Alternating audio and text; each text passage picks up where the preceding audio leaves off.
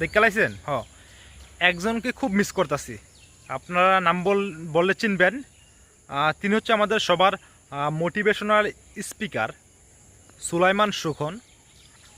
শুনলাম উনি নাকি মানে কুফা সুমন নামে পরিচিত, জেনে গেছে অনেক ধ্বংস করে লাইছে। তো ওনারে খুব মিস করতেছি। ওনার কাছ থেকে মোটিভেশনাল স্পিকার শোনার খুব ইচ্ছা জাগতেছে আমার।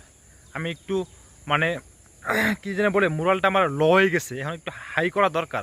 আর হাই করতে হলে অবশ্যই কোনো উদ্দীপ্তময় গান শুনতে হবে অথবা মোটিভেশনাল স্পিকারের স্পিচ শুনতে হবে। দাদা আপনি চলে আসেন, আপনাকে আমার দরকার। অনেক দিন যাবত আপনি কোথায় লুকিয়ে আছেন, আপনার দেখা সাক্ষাৎ নাই।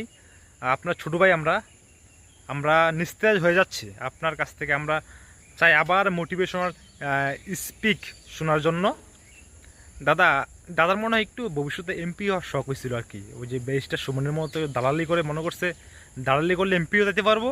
এর লাগে তুহিদ আফ্রিদির সাথে একসাথে মিশা ওই যারা কোটা বিরোধী আন্দোলন করছে তাদের ট্যাগ দেওয়ার জন্য টাকা পয়সা মারে ডালছিল আর কি। এখন তো আর হইল না, এমপি তো আর হইতে পারলো না।